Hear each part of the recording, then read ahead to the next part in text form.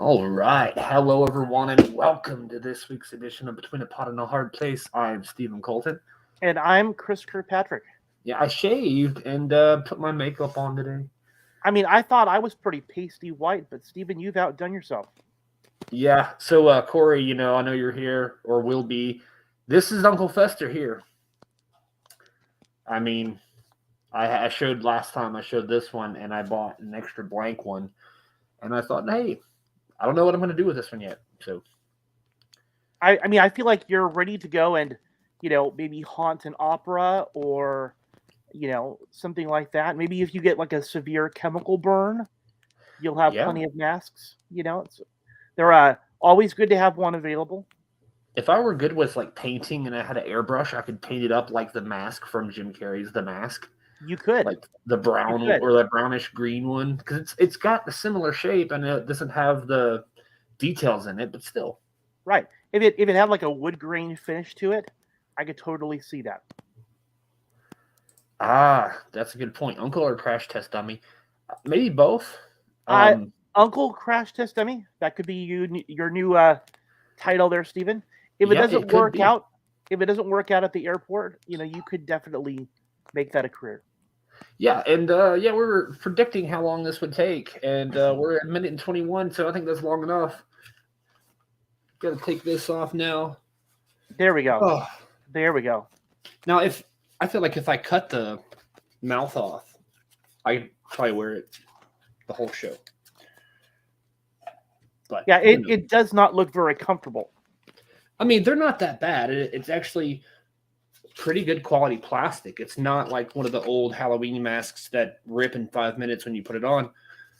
It actually is pretty durable plastic. The only problem I have is when you wear it, when you look at it straight ahead, the face is at an angle, so you tilt it up to have a natural face position. So I'm always like having to look up, and it's got plenty of breathing, but there's not much. I don't know. It creates heat pretty quickly. Right. I don't know. I do have to say that any more masks, Stephen, and I'm going to be concerned that you're becoming a serial killer. Well, technically, they're all the same style mask, but I guess they are painted differently. So, yeah, maybe this is the new Michael Myers reboot again. Maybe, or maybe we should just let him die. Like, yeah, find another story to tell. Yeah, I saw Halloween Ends, by the way, and didn't plan on talking about this, but I didn't know if it was good or not. Like, I still can't decide. Like, it's good for what it is. Okay, oh, look, it's killing. People are dying, slash. But, I know, but my problem was that, Jamie Lee Curtis, she had a walker, and it was really hard for me to believe that with that walker and then her mobility scooter, that she could escape Jason, or, sorry, Michael Myers, right? Yeah. Yeah, I should know. She should be able to outrun him, but no. And the last one, Halloween Kills, was decent. I mean, it was a Halloween movie, Michael Myers kills a bunch of people. Right. Then the entire town pretty much shoots him in the face with plasma cannons and any weapon imaginable. Oh, but he got away, and then at the end, they're like, Michael can't die. He's immortal and all this stuff. And in this movie, I mean, spoilers if you don't want to know, everyone, they kill him so easily. And I got into like a brief argument online. I was like, they easily killed him. And somebody's like, they did not easily kill him. They had to push the refrigerator on him and stab him in the hand twice. I'm like, oh, excuse me. That's nothing compared to the last movie where the entire town couldn't stop him. And then I get the debate of, oh, well, he's a 60-year-old man who's been shot, stabbed. And I'm like, okay, fair. But if he's just a man, how could he have gone through all of that without any kind of medical attention, without any food? Because what's he eating? You never see him eat one time. Living in the elements for 40 years. And yet suddenly a refrigerator. See, my question is, why didn't they just begin with the refrigerator? Very first movie, put the refrigerator on him, call it a day.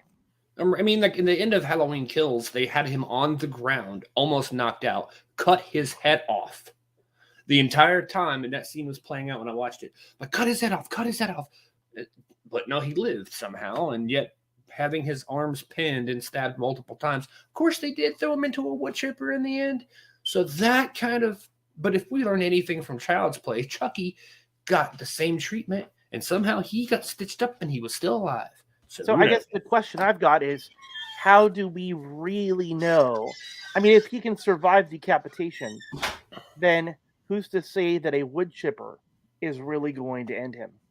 And I thought, if you want to say Michael Myers is not just a man, he's some sort of being, some sort of, like, he started off as human, but maybe a demon possessed him.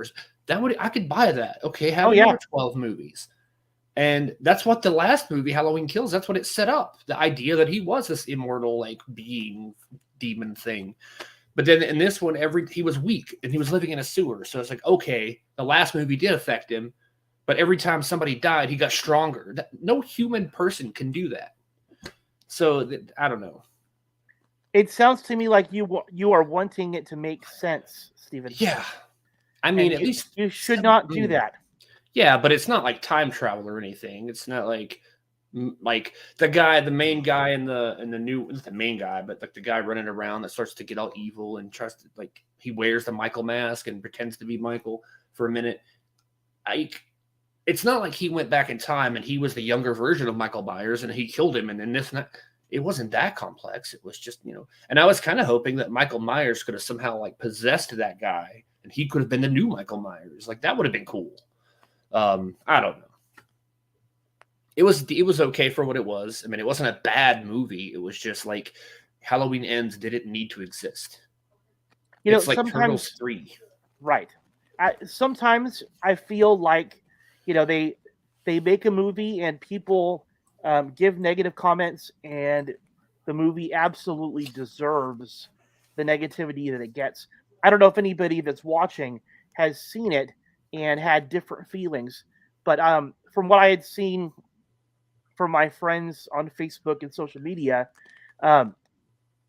honestly, I didn't hear anybody speak positively about it.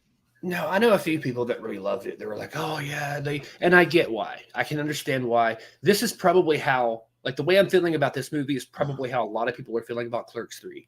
They trash it, saying, "Oh, it's just a bunch of callbacks. It's just a bunch of references. The whole movie, blah blah blah." I'm like, yeah, but it's so cool. And that's what Halloween Ends really was. Like, so many shots that were like a nod to the original Halloween film in the 70s or whatever, or 80s, whatever year it came out. So it's like, okay, I get that, but the story doesn't make any sense. I'm sorry. People who hate on Clerks 3, they're just wrong. Yeah. I mean, they're totally wrong. Yeah. Yeah, that is a hill I'm willing to die upon. So yeah, I mean, I get, like, what they mean, but I mean, like, it's the people that say, "Oh, I was a huge fan of Kevin Smith up until this movie." I'm like, how could you love everything and then hate everything about this, which is representation of everything you claim to have loved in the past? It's like having a girlfriend and, like, "Oh, I hate girls. It's the same thing every time." It's like, what do you, okay, well, but I kind of wanted to show my current Transformers collection that I have here. Wow. It's a random transition from Halloween to this, but I mean, I guess evil robots are sort of tied in, and then it's near Halloween time. But no, I've had most of these already, but I put them all in their robot modes and just have them sitting because this space where my TV is on is the best space I have right now. If they all stood up, I couldn't see anything, so I had to sit them down.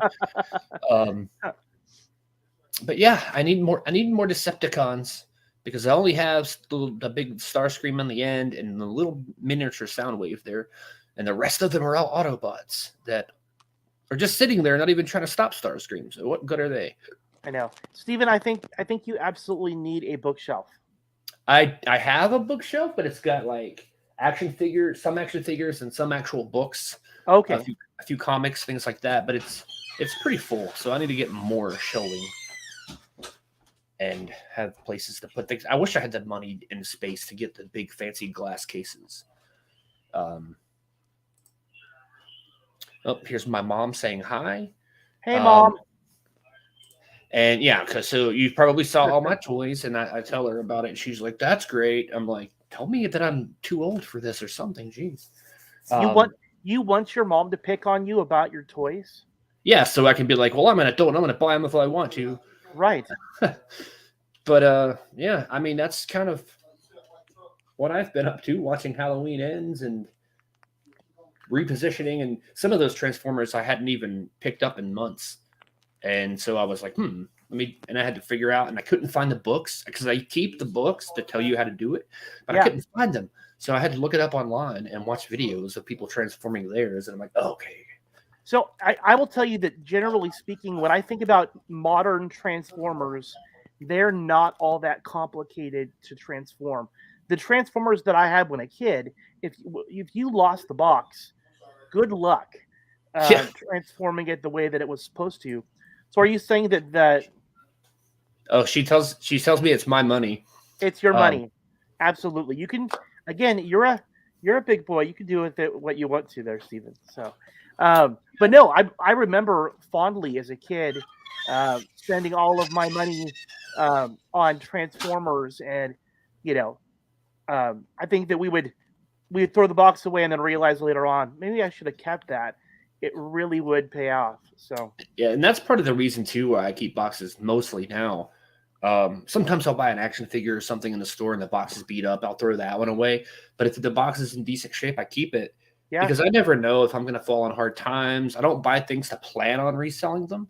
But if it comes down to it and you have packaging and it's kind of sought after, then it increases the value. So I'm not one of those collectors that has to leave everything in the packaging and oh, you can't. It's not like 40-year-old virgin where he makes $1 million at the end of the movie. I wish I were like that when I was a kid, because even some of the toys I had in 1995, I would have like $1,000 now probably. But I think every collector like secretly hopes that that their collection is worth hundreds of thousands of dollars, and that someday they'll be able to sell it for a lot of money. yeah, But my experience in selling things that you collect is that you treasure it, you sell it to somebody who's going to pay you a third of what they're worth to go and turn around and sell it off for a profit for somebody else. yeah. I mean, toy trading and selling and things like that have changed a lot over the years, and things skyrocket in value so quickly. Like I remember about a year ago, I bought a pink Power Ranger figure because I was buying the whole set of the original team, and I got the pink one. It was $20 figure, and of course, back in the '90s, they were like $6, but whatever. And I had it for a while, and then I noticed for some reason that price of that figure skyrocketed. Even a used one with the box, I sold for $100. And I thought, wow. And then the same thing, I bought a wrestling figure a few months ago, and I didn't know what the value was. I just knew it was rare because it had a 1 of 5,000 Chase edition, which it's like more rare than the regular line. And you don't really see those in stores. So I grabbed it, went home, looked it up. I eventually sold it for about $250. Wow. So like some things, if you can get it, but you got to get it like quick, because before I bought that one, some of the first ones sold, the same figure sold for about $800, as high as $800. And then the ones when I first bought it were selling $400 and $500. But by the time that the auction closed on mine, it was all the way down to like $100, $200. So, I mean, the values go crazy on stuff, and it's really mind-boggling how I think I'm just jaded. I think that's my problem. Is I'm just jaded. The lesson that I learned from that experience was, if you don't really just love collecting for the sake of collecting, then you're living in a fantasy world if you think that you're going to reclaim all your money from your stuff. Oh yeah, But if you legitimately love collecting, and if you are if you kind of strike when the iron's hot, there is money to be made if you do it smart.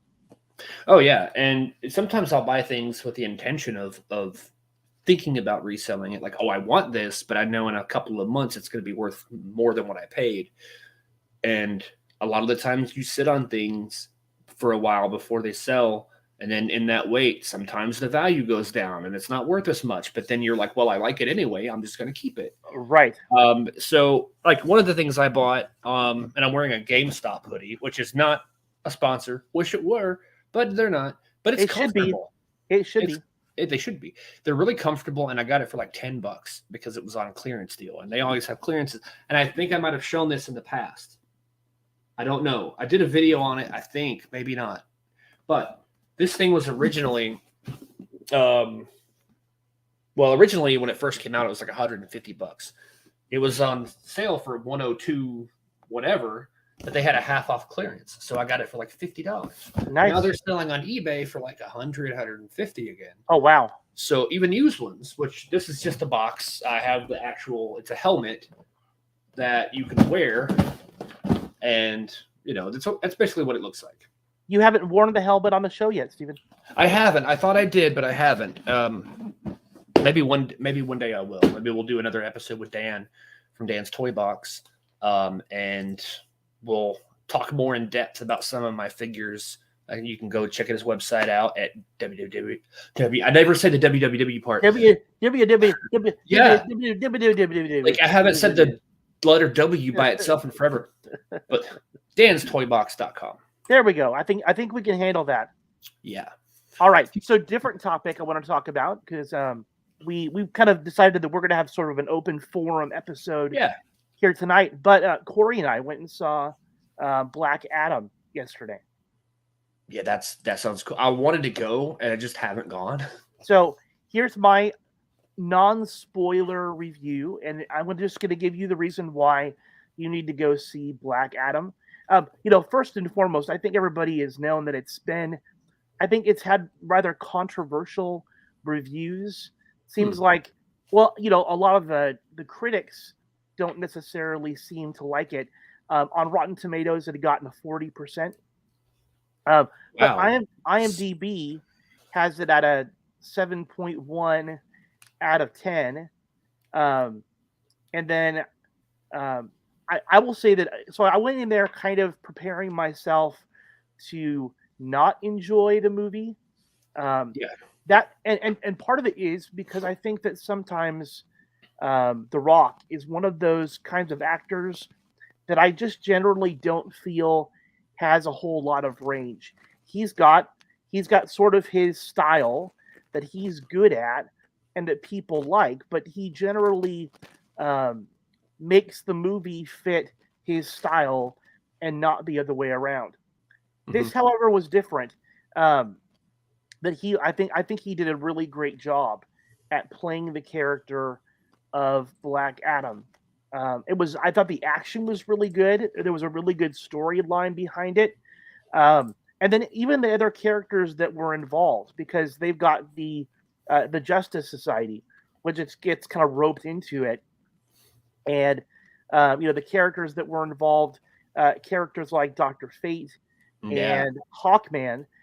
Dr. Fate, who is played by none other than Pierce Brosnan himself, he does a fantastic job as Dr. Fate.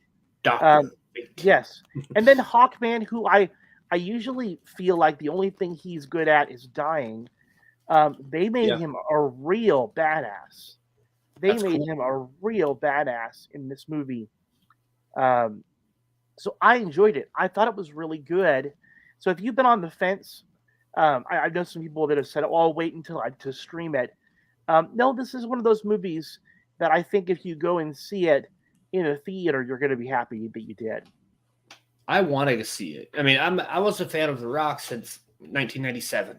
Right. Growing up a wrestling fan, and then when he started doing movies, I believe his first actual technical film appearance was a documentary on wrestling, which is called Beyond the Mat. And I've been looking I have a DVD of it. I've been wanting to watch it again, and I can't find it. I'll find it and watch it again someday.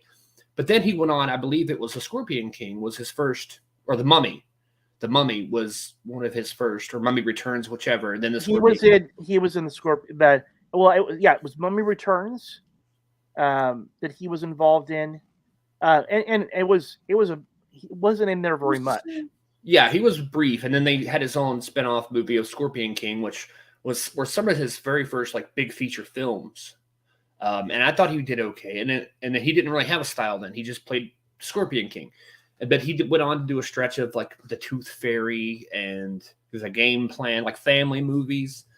And then he kind of had that phase, and then he started transitioning into action movies. And once he hit that action phase, he really just became the same guy. Right. Even going back to the Walking Tall remake, which was a good movie. That was sort of the same character as he plays now in like Fast and Furious and all these other movies. It's sort of the same because he's an action guy. He, that's what he does, and I get it. I would love to see him in a really serious dramatic role, like a really serious kind of like all of his friends die at the same time and he doesn't know what to do, so he moves to a new city, and I don't know, something like that. I'm not sure. I'm kind of torn. There's something to be said for kind of knowing. The Rundown is a great movie. Yeah. I think there is something to be said for knowing who you are and what you're good at, and playing to your strengths. Mm-hmm. I think we've seen movies where actors try to push themselves outside of their comfort zone, and it just doesn't work. Like I remember Robin Williams did a very serious movie. I think he was a serial killer in one movie, and he did a great job. But it's certainly not one of my favorites of his that he's done. Again, sometimes that's the way that it works. You can be a great actor, but if you don't do necessarily what you're good at, it can totally fall flat. But again, I say all that to say that I was really, really happy. Now, is the movie perfect? No. If I wanted to, I could sit here and nitpick things. Some of the supporting actors I thought could have been a little bit stronger. And as far as the villain, I think the villain was a little bit lacking. But still, overall, it was a really enjoyable, entertaining movie.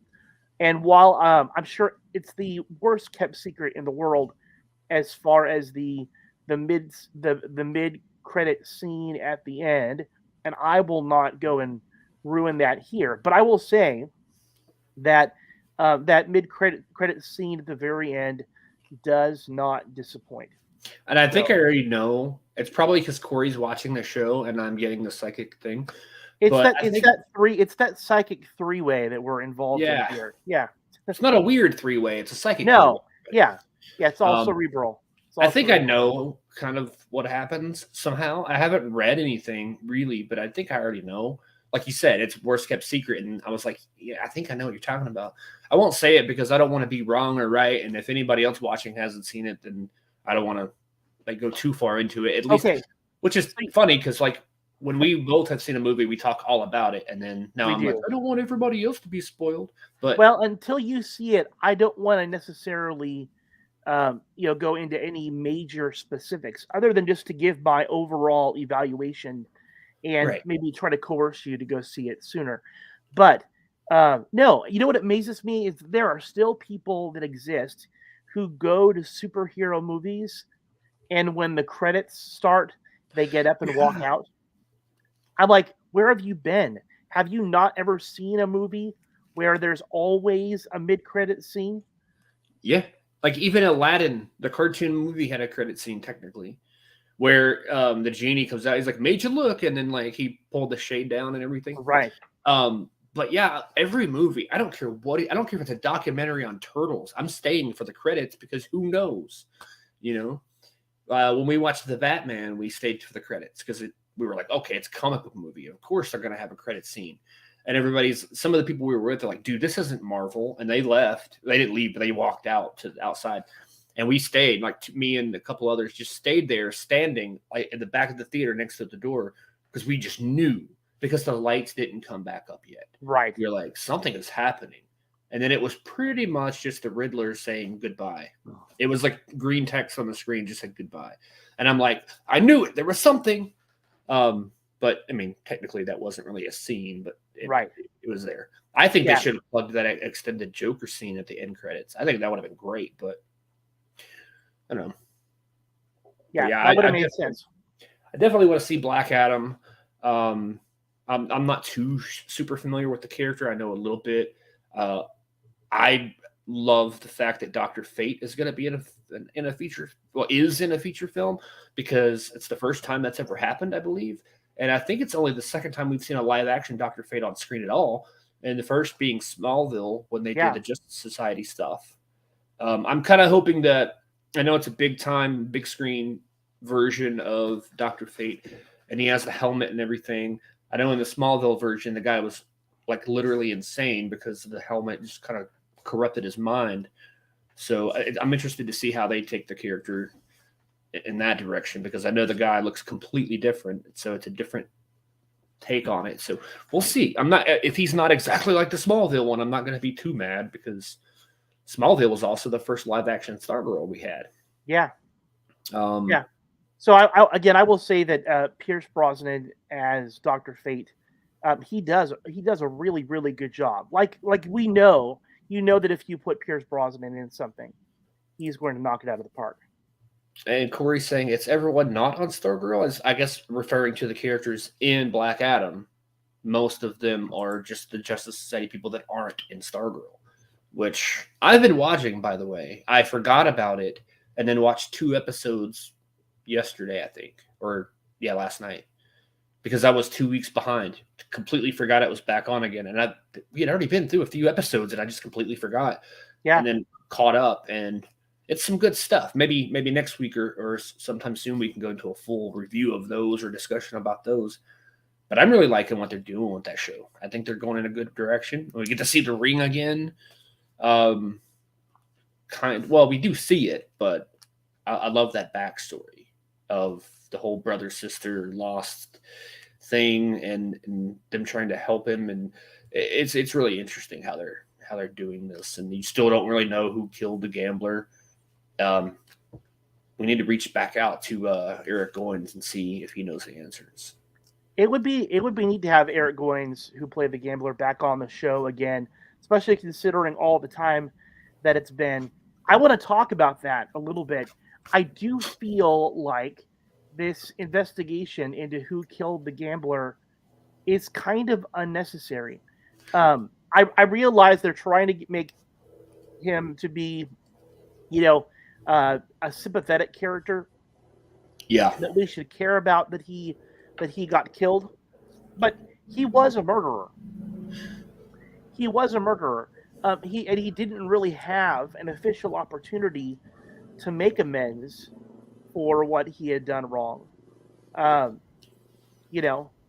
I think that maybe he would have if he had lived, but probably.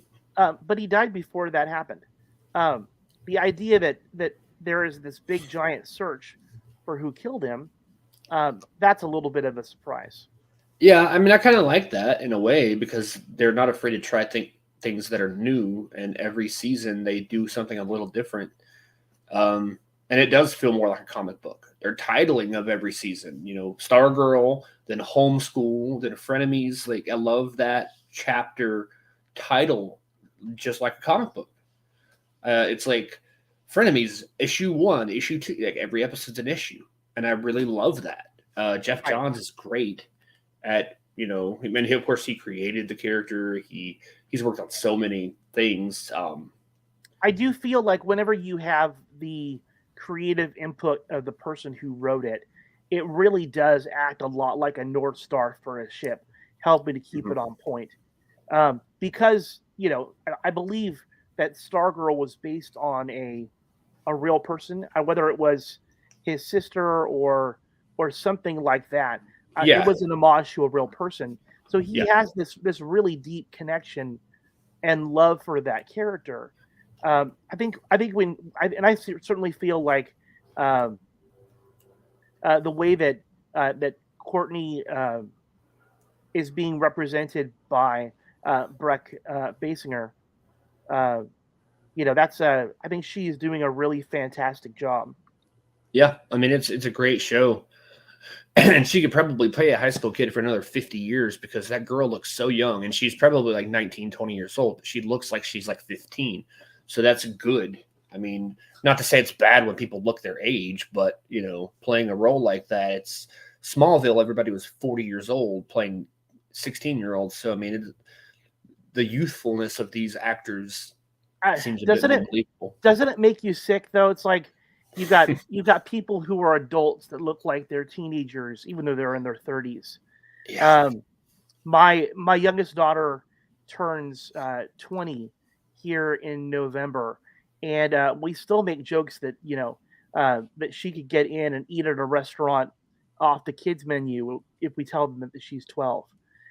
She just has that youthful look about her, and we're all like, listen, don't feel too bad about it. You're really going to be thankful for that later on. Yeah. I mean, I would gladly show an ID or something if it kept me Yeah. like in that light. That's because I'm just now starting to feel being old. Not being old, but getting there. Right. Well, Little things. enjoy your youth, Stephen, while you can.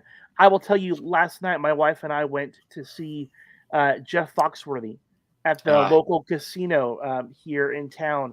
It's amazing. I live 3 miles away from the Yamava Casino, and Wow. I have not been to see shows there in all the time that I've lived near it. But we went, saw Jeff Foxworthy, and I bring this up simply because before the show, they've got this big, giant, massive bar set up, and they've got a lot of like themed cocktails. One of them is called the "You Might Be a Redneck Mule," which I'm a sucker for a good mule. So that's the one that I had gotten, which it was a fantastic drink, and my wife got a margarita. But we both turned after we got to our seats and we started enjoying our drinks. We both turned to each other and said, "They didn't card us, did they?" Because it would have been nice. It would have been nice. Yeah. I remember I worked for a brief time at the Walmart jury counter back in when I in my late teens, and there were a number of times where older ladies would come to like buy cigarettes or whatever, and have me ring them up, and I would always ask the older ladies for their IDs, and you could just see them smile, like, I can't believe you're asking for my ID, but thank you. So yeah, I don't know about you. Sometimes being asked for your ID, even though it's really obvious that they don't need to, Right. it's kind of nice. I mean, it is. I've done that too. I worked at several grocery stores, convenience stores, all kinds of places like that, and I would ask people for IDs. A couple of times, like you would get, very rarely, but you would get those people that are like, "I know I'm old enough. How dare you insult me?" It's like, what? Like they would just take it the other way, but mostly it's positive. Mostly people appreciate the fact that you even ask. Yeah. So I don't mind until they tell me to take it out of my wallet. I'm like, you can see my ID, but do I really have to take it out? Right. I worked at a place once that had a scanner for IDs because, I don't know about California, but I know a lot of states have barcodes or some sort of barcode in the back. So they have to scan that. And there are some places that just, you have to scan it. I'm like, you don't have to. Like in North Carolina, you're supposed to touch it, mostly because you want to feel for cracks and things to see if it's counterfeit, which I get. But it's clear enough when you look at it if there's broken plastic lines. I mean, you don't necessarily have to touch it, but I don't know. I kind of get it, but it is kind of a hassle, especially if it's like tucked away in a thing and it's just, yeah. Yeah. So anyway, maybe that's the secret to why Pat looks so young. Maybe. He just has one of those faces. I don't know why, but I kind of felt surprised when I found out there was a Jeff Foxworthy show in California. I was like, I figured his crowd would be more of like a Eastern or Southeastern kind of thing. But I guess, I mean, not to say that people in California can't find him funny. It's just, I don't know. I guess there are rednecks and stuff like that out that way too, but I don't know. I mean, what I will say that I appreciated was, I think that there's something very relatable about his comedy. Right? There is, yeah. I mean, it's a lot of like, marriage jokes and family jokes and, mild sexual humor. The guy doesn't cuss. Right. But, he's a storyteller. And it was again, I thought it was a lot of fun. We were there Mhm. for 2 hours, and Oh, wow. it was one of those experiences where um, the 2 hours were up, and he was kind of wrapping things up, and we were all hoping that he would just keep on going. So it's nice. Nothing If worse you than you get to the end of a show and they're like, "Oh, thank God it's over." But Right, and if you ever go to a Kevin Smith show, you're gonna be like, "Oh, I hope he keeps going," and he'll keep going for about 4 more hours. yeah, And because he'll do these Q&As where he literally answers 2 questions in, like, a 3-hour show. I've heard So that. yeah, and it's true. I've been to 2 of them, and he does that. Like, I think the last show I went to was in 2018, which is when I actually met him, which was really cool. He was on for about 2 to 2.5 hours. It was like 30 minutes or so more than what he was supposed to do, which was great for us. I mean, it was Yeah. really hot in the place, but I mean, it was still pretty cool. And, in the first show I went to see him, he was about to wrap up, like he was getting towards that point. And my girlfriend at the time, who took me to Atlanta to actually see him live for the first time, she was like, "Okay, let's go. He's done." I'm like, "He's not done. He's still talking. You don't know anything about Kevin Smith. He's going to be talking for 4 more hours." And what I didn't realize at the time was she was not trying to leave, but she was trying to get me up to like the little aisle, because the way that it was the Atlanta Improv, which the Okay. Improv is a pretty well-known comedy place. I don't know if it's still there, but it was an official like improv comedy. I was gonna say store. I don't know what you would call it, comedy club, I guess. And that particular venue, like to get to the stage, there was no like door behind the curtain. That was like a wall, and so he came down this aisle up to the stage. So when he left, he turned around, went right back down that aisle, which of course was right down in between sections of seats. We were over here and he was going to come down the aisle. She was trying to get me over there so that I could like reach my hand out and, whatever. But I was like, the dude's still talking. Like I can't leave yet.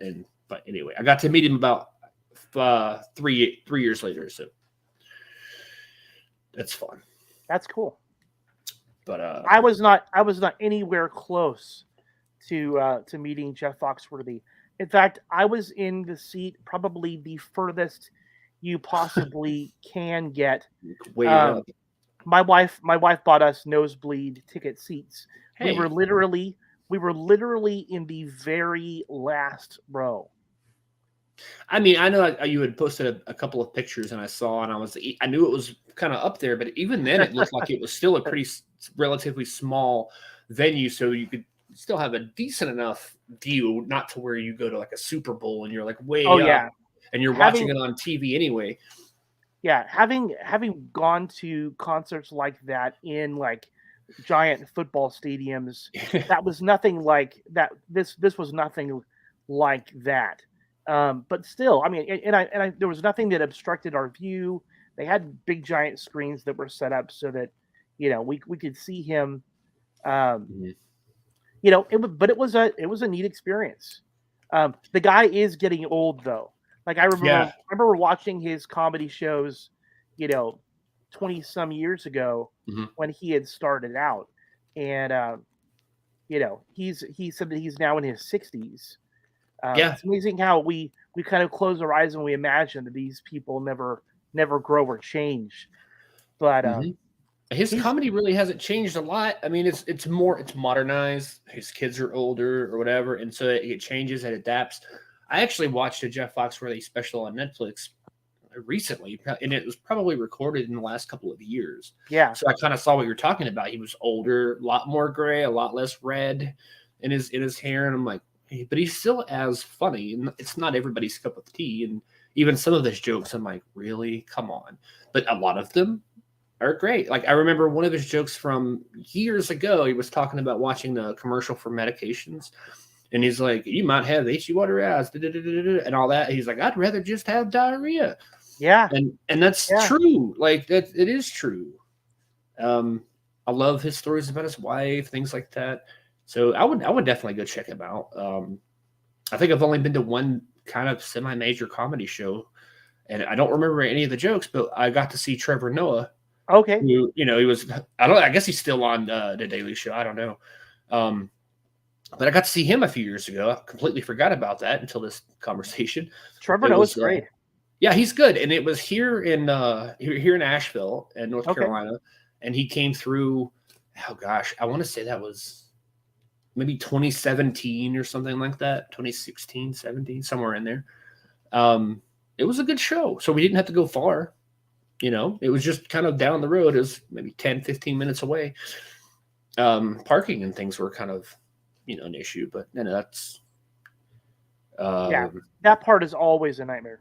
but Trevor Noah, he's good at making impressions, like doing impressions. I forget which ones he did that were really funny. I think he does a really good Barack Obama impression. He did. I forget who else. I've seen his Barack Obama. I've seen his.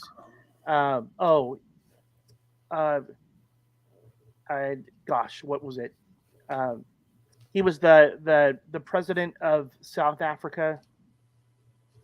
Yeah, I think he did that one. Yeah, he's funny. I mean, he's got good stories. He really does. He does. He did a really great Russian accent. Mm-hmm. So I know he made fun of white people, like in a joking, loving way, because he was like, "All you people here, you're people in North Carolina, and the white people, I want a taco," or he was just doing like, and he talked about like the first time he ate tacos, and he'd say, I can't remember the details, but it was pretty funny. Well, surprisingly, I remember the joke that you're talking about.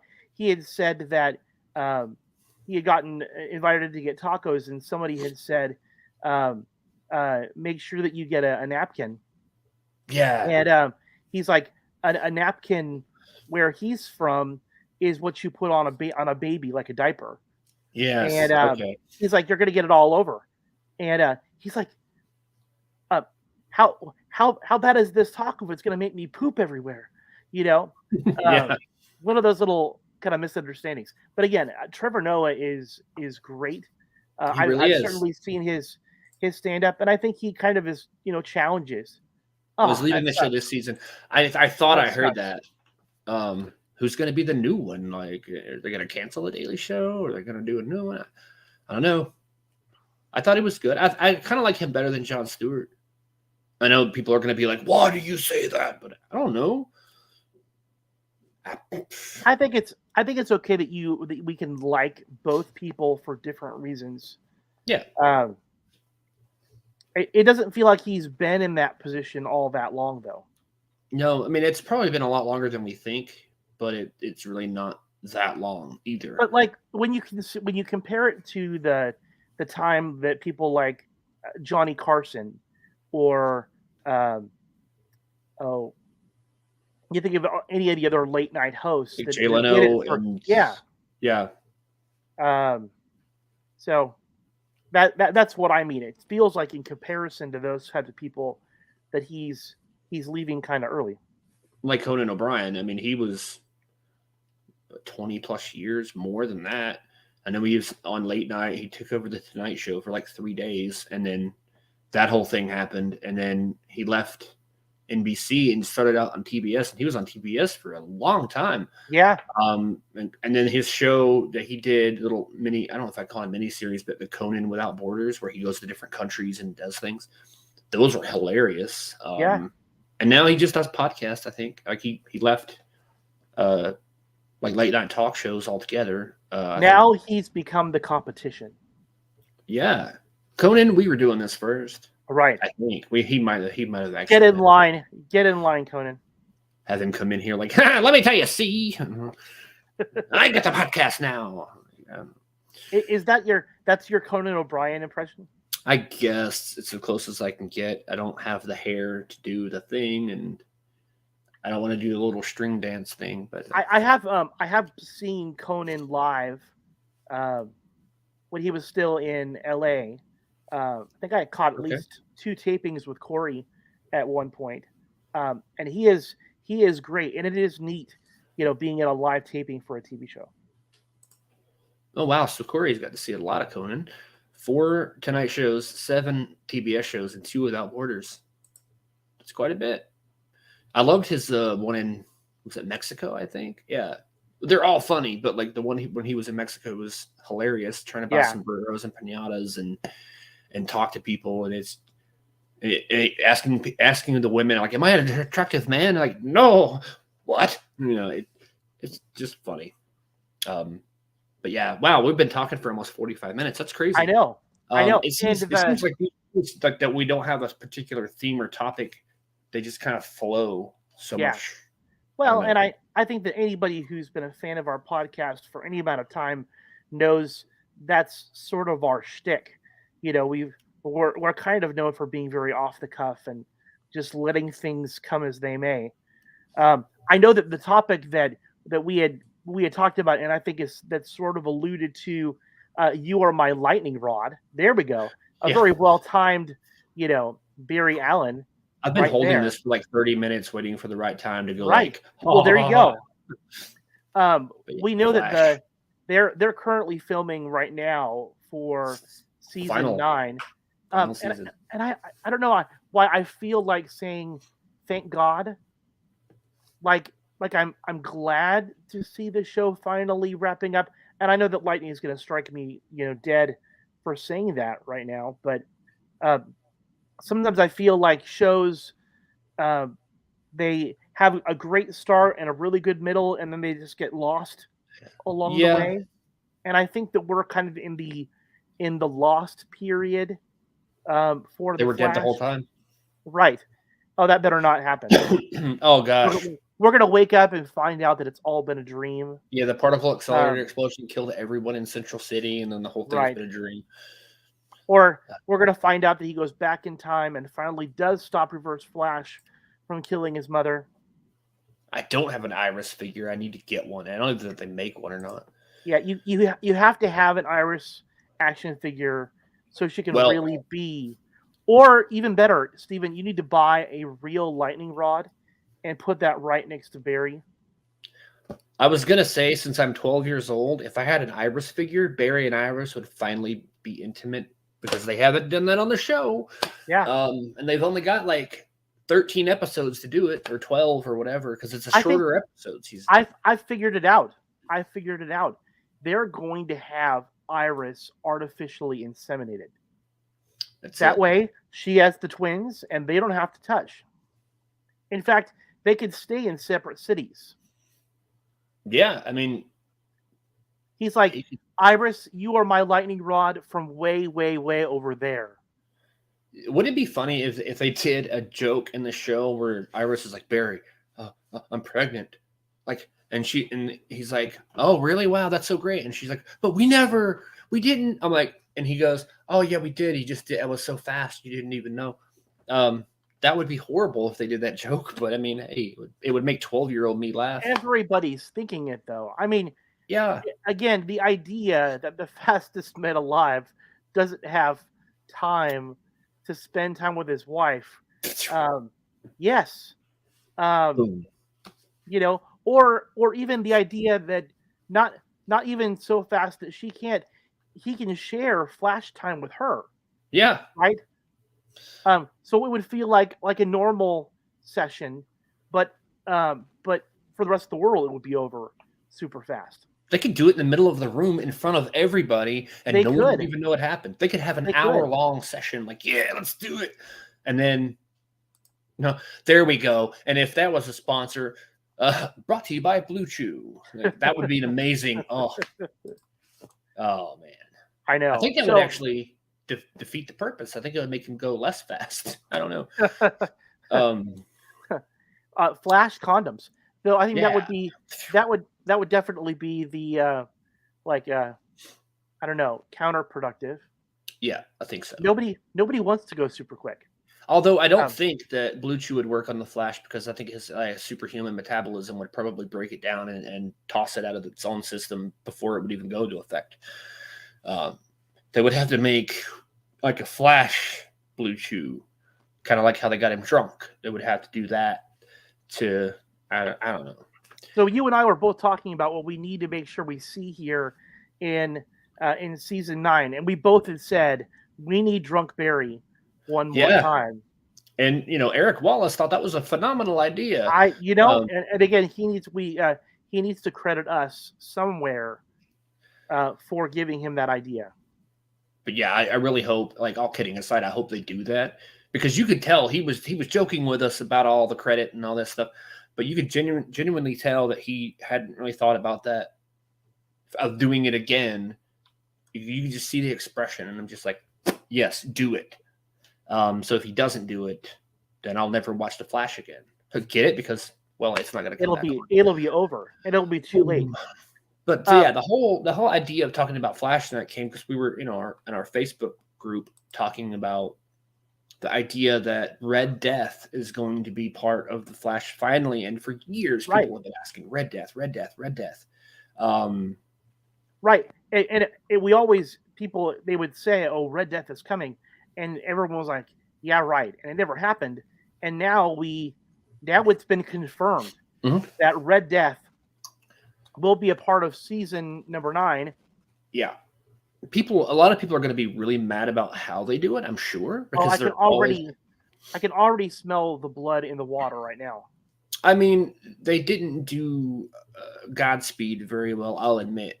He looked amazing. I love the suit, but I really thought Godspeed could have been a full season villain instead of just like little nods here and there. But Godspeed was not my favorite either. It was, it was what it was. It was fine. It wasn't the best. I think the hatred, unfortunately, that we're going to see is the fact that Red Death is going to be played by Javicia Leslie, who is Batwoman. Yeah, I think that is what we're going to see. That said, I thought that all of the writing issues aside, I actually kind of sort of enjoyed season 3 of Batwoman for what it was. It wasn't the fault of Javicia at all that she was really given a raw deal. So it'll be interesting to see her, come out on the show. I have yet to see her listed on the list of on the cast of characters here. So it does make me wonder exactly how much of a crossover there's going to be with her, whether she'll just be there, for one episode, or whether it will be a lot longer. And which speedster does she meld with? That's an interesting, because like in the comics, it's Batman, like a different universe Batman with a different Flash, I think, and they merge and they come. It's kind of like a Firestorm dynamic. Now, in this one, she could just tap into the Speed Force somehow. They don't actually have to have her merge with anyone.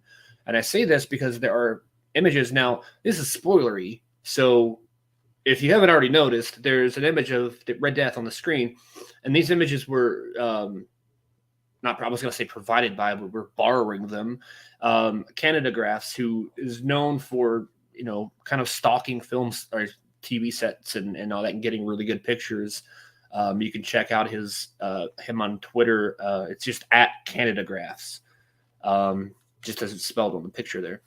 And then he has a blog that he does, and he takes pictures. I pulled a few pictures from that today to kind of go over. And this is the first one that we see, and you can't really see much. You do see the little broken bat symbol.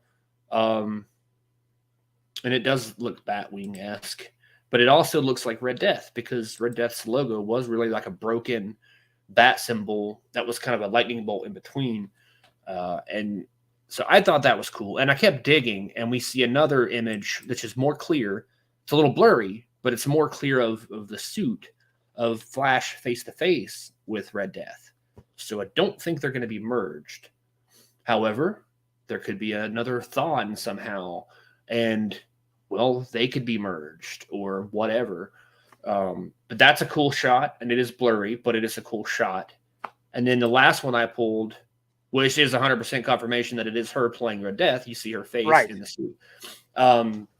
There are others, but I didn't want to just take all of his pictures and put them on here. I want people to go to his Twitter and read his blog and see all the images that he has on there. Because this guy, I mean, some say it's kind of crummy to stock sets and things like that, but really, they're filming in public. he has the right to be, not to be on the set, but I mean to be at a distance to where he can get images. So why not? And it's free publicity for the show, and people go crazy over it. Well, and I'll be honest and say that I generally am a little bit skeptical whenever rumors come out about characters or any of those stuff on TV shows until they're confirmed. I had gotten this from another group that I was a part of, but it's a group that generally they will not post rumors until they're confirmed officially, and so that was one of those things that I had noticed was that when I had posted it, I also went and did my own homework a little bit just to verify that it wasn't just fan casting, that it was something backed up by real evidence. So. Right, and that's the thing I did too. I heard that, and I was like, "Wait, really?" And I looked into it. I'm a little disappointed that it is Batwoman, and not because it's a woman, but like I wanted to see a Batman finally, because Flash is ending. Most of the CW, Arrowverse stuff is gone, and we're left with just Superman and Lois, which it is a good show, so I'm happy that it's there. But I felt like this was the last chance to introduce a Batman. Right. And, of course, Warner Brothers, and especially now that they're all merged, you thought maybe this would be easier, but maybe it's more difficult. Yeah, I don't know what the issue is exactly. What I'm guessing, frankly, that could happen, and I'm really just kind of crossing my fingers. We know that the ending of season 9, they're going to do everything they can to pull out all the stops. Yeah. We know that we're going to get Thawne in one form or another, maybe both. And I'm also hoping that we get Stephen Amell to pop up, considering it was his show Arrow that launched the Flash. If Stephen came back in some way, shape, or form as the Spectre, I think that would be kind of a fitting homage, ending capstone to the story. Who are you, or what are you hoping for here from season 9? Corey brings up a good point. That would be a good way to deal with where's Bruce Wayne, because that was the whole point of Batwoman in the beginning, was finding Bruce Wayne. Yeah. And then, of course, Kate Kane, when they did the soap opera Change Your Face, I'm a different actor now. And then she's like, well, I'm going to leave and go look for Bruce. Okay, so she's out there looking for Bruce. Where is he? It's been like, 2 years or a year or whatever it's been since she's been off looking again. So Bruce is gone and Kate's gone. I wonder maybe Javicia as Batwoman at the end of it, she'll be like, all right, I'm going to go after Kate now and find Kate. There's just this long train of people looking for one another. Or it would be funny if at the end of it all, she's Red Death, all this, and then somehow they just tell her, you know what? What was the character's name? In Batwoman, like her actual character name. I already forgot. Wow. Ryan Wilder. Yeah. Yeah. What if they're like, hey, Ryan, we forgive you. We're sorry. Hugs her. And then she's good again magically. And then they walk away and then she's sitting there and they whisper something into her ear before leaving. And then she calls somebody like, hey, Bruce. Yeah, I was going to tell everybody I found you, but I forgot. Oh, yeah, by the way, Barry and Iris finally did it to each other. Okay, goodbye, credits, end of the season. Don't do that. Please don't do that ever. I don't know. But no, I agree. It was a loose end that never got tied up on Batwoman. But I think it would be that even if it was done off camera, you're right. That somehow Batman has been found and Kate Kane has been found and Ryan is involved and they can finally be one big giant happy Bat family again.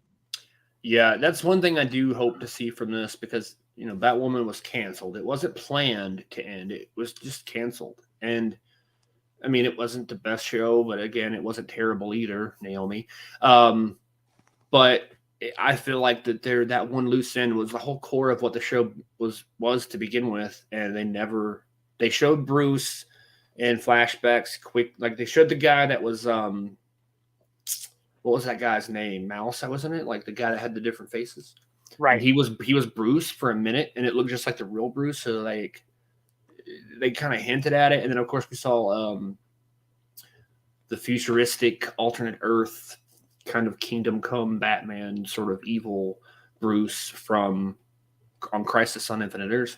So we've seen little bits and pieces of Bruce, but that would be good. Spectre comes back, tells him where Bruce is. That would be great. I just hope that it's like the one thing they never resolved in Batwoman. They just need to explain, even if they go, oh man, it's good to see you guys. Thanks for saving me from being Red Death. Oh, I finally found Bruce, by the way. Yeah, he's living in Detroit now, or something. I don't know. It would be great just to have that closure. I don't know. Yeah.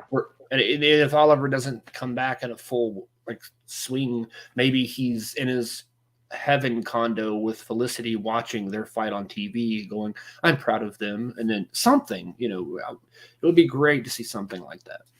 Yeah, but I'm really concerned. I know that Corey is probably going to post about how he really wants to make sure that they finally make Gideon. After all this time, they need to, and I think they will, because Eric Wallace mentioned that too. We brought it up to him, and they almost did it last year or last season, which was like 6 years ago, but they almost did it, and then he explained why they didn't do it. But I still thought it would have been perfect. All they would have had to do, because the power was out, everything was fried or whatever, and then they just rebooted it essentially. They could have easily been like, well, Gideon's dead, so let's just make her again, and that's all you had to do. That's it. But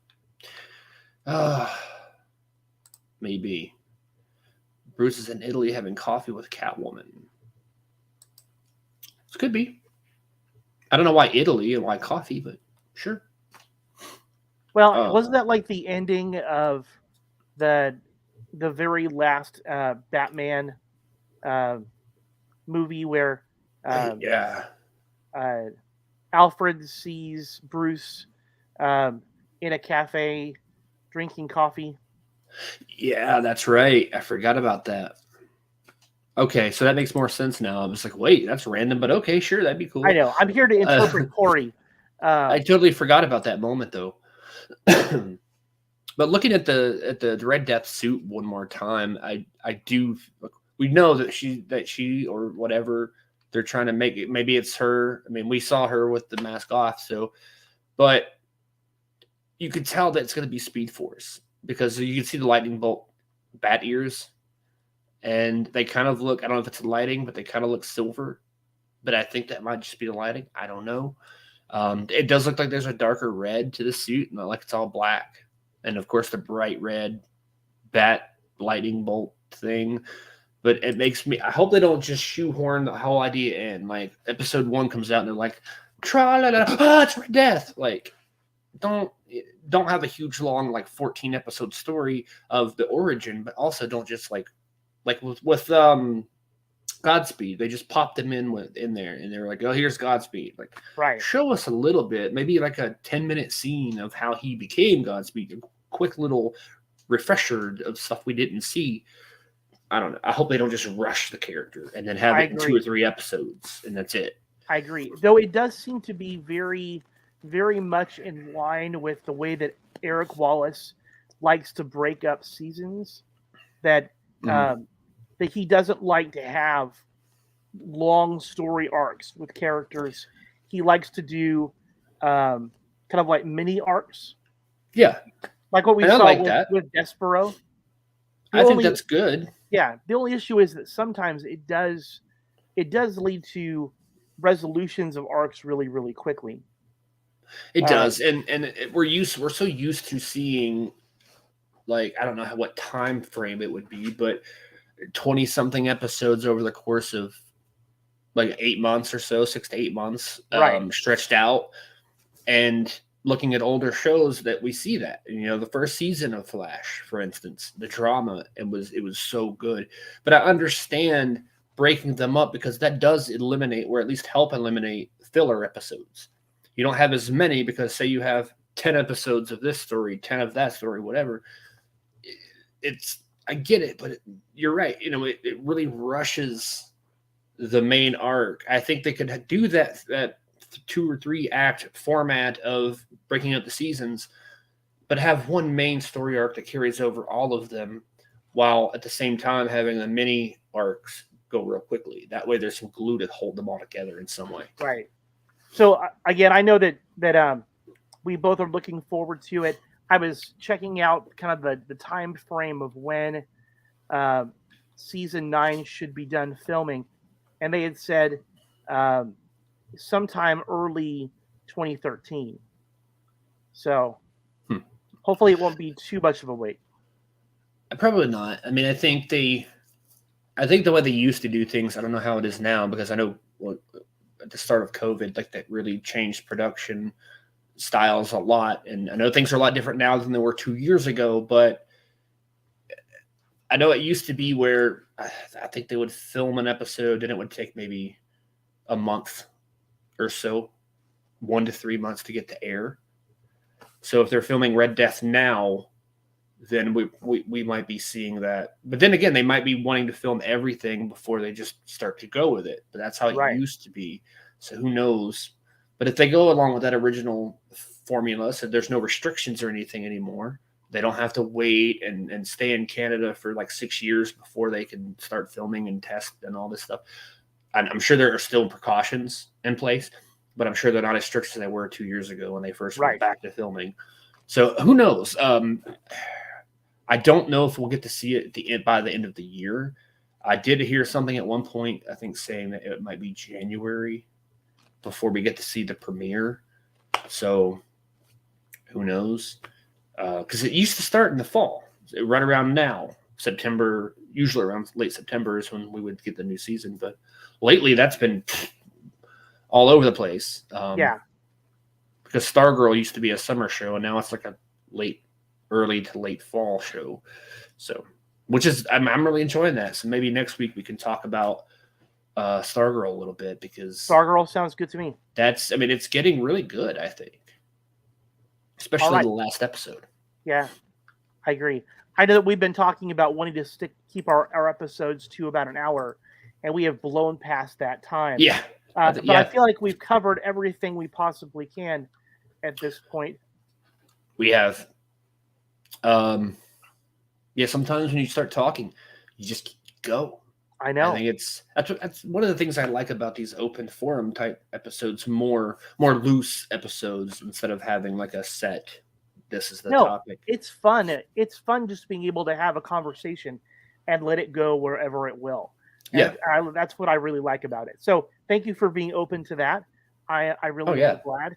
And if you are watching this, number one, if you haven't already subscribed, make sure that you subscribe either on YouTube or whatever platform you're watching this on, and then leave some comments. We'd love to hear back from you guys about what you think, either about the Flash or Stargirl or Black Adam or any of the stuff we talked about in our episode here today. And don't forget to check out danstoybox.com. Yeah. And read which I love his style. He doesn't do as many videos. He has started doing some videos using StreamYard. And he had mentioned something about doing a show and asked me if I wanted to be part of it, because it was one Saturday morning. I don't know if I missed it or if he just hasn't done it yet. I can't remember. But it's Saturday morning. And at first I'm like, you're not going to ask Chris? But then Saturday morning on the East Coast, it'd be in the middle of the night probably. It'd be like 8 a.m. here or something, 9 a.m. here. So it'd be a little early. Yeah. But, he's great. So, he's got good reviews. He doesn't do as much, like I said, of the videos. He actually writes articles. Remember that, kids? Writing and reading things on the internet instead of watching everybody talk about them? I'm vaguely aware of that. I like his style. He has great images. He takes, pictures of the figures and different styles of action figures and battles and all this, and he does really in-depth reviews. And he actually shouted us out recently on one of his reviews, Shredder action figure that I actually traded with him, that we talked about on the show here. So that's cool. So check him out. And I think go check out Clerks 3 if you haven't already. It's available now on digital platforms and coming to Blu-ray and DVD in early December. So check those out too. And go to All right. GameStop Sounds great. and tell them that you want them to sponsor our show. They need to. They need to. What are you waiting for, GameStop? Yeah, we'll take free games or free action figures, whatever. I won't take any money. Just give me a Flash figure every now and then or something. I'm good. All right. Well, it's been a fun show. Check us out next week for, I guess, Stargirl. But hopefully, I don't know how long that's got left, but I think we're on episode 7? I think so. Maybe. So I think we're halfway through. Or maybe more, maybe less. I don't know how long they're running, but I mean, it's good. All right. So all right. Have a good one. You too, and everybody take care and catch us next week. Oh, the comments. Oh yeah, Blue Chew and MeUndies. Get on that, everybody. Go contact Blue Chew and MeUndies, and they sponsor every other podcast in the freaking world. So get them to come on board, and we'll talk about underwear and what's inside the underwear, apparently, and all that. So yeah. So see you guys next week. All right. Take care. See ya.